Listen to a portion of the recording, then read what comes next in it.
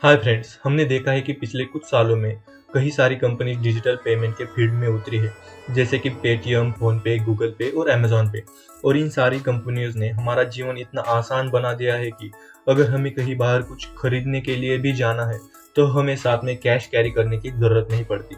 हमें बस चाहिए एक स्मार्टफोन और एक क्यूआर कोड जो कि दुकानदार के पास होगा।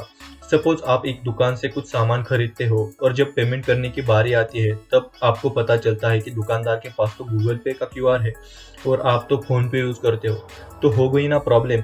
और यहीं पे सामने आता है भारत पे।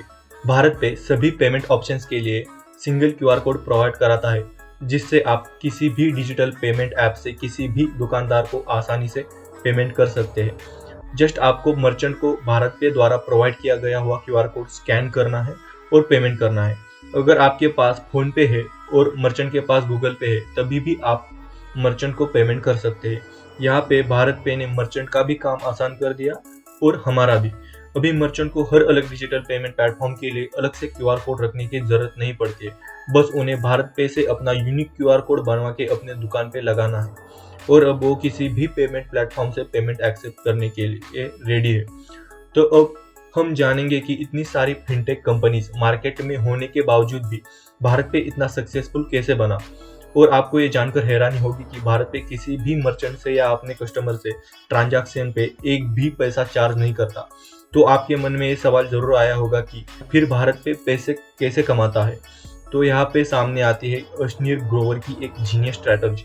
भारत पे के पास हर एक मर्चेंट का ट्रांजैक्शन डाटा सेव होता है और वो डाटा एआई आर्टिफिशियल इंटेलिजेंस के द्वारा एनालाइज किया जाता है और उस डाटा के आधार पे भारत पे मर्चेंट को 75,000 से 7 लाख तक 2% इंटरेस्ट रेट पे लोन प्रोवाइड कराता है और वो भी without any paperwork and collateral. Bharat पे एक पर्टिकुलर मर्चेंट के लिए उतना ही लोन अप्रूव कराता है जो भारत पे के एआई सिस्टम ने सजेस्ट किया है। और ये एआई वो पर्टिकुलर मर्चेंट दिन में कितना कमाता है, उसका डेली कैश फ्लो कितना है, उसके आधार पर लोन की रिस्क डिसाइड करता है और एक पर्टिकुलर कम से कम रिस्क लोन अमाउंट सजेस्ट कराता है। और अगर मर्चेंट ने ज्यादा लोन के लिए रिक्वेस्ट की है तब लोन के रिस्क के आधार पर इंटरेस्ट रेट डिसाइड किया जाता है और ये 2% से 12% में कितना भी हो सकता है।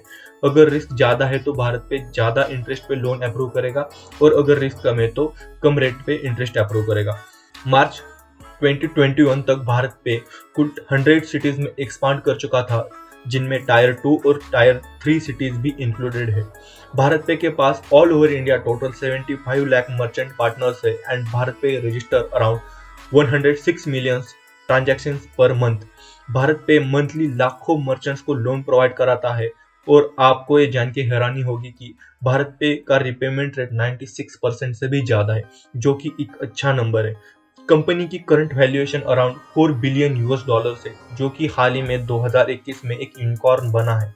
तो भारत पे इतना रीपेमेंट रेट कैसे अचीव करता है? तो भारत पे मर्चेंट्स को मंथली इंस्टॉलमेंट्स के जगह डेली इंस्टॉलमेंट्स प्रोवाइड कराता है, जिससे मर्चेंट पे रीपेमेंट का लोड भी कम हो जाता है। तो ऐसे भारत पे कंज्यूमर्स और मर्चेंट्स का भी प्रॉब्लम सॉल्व करता है।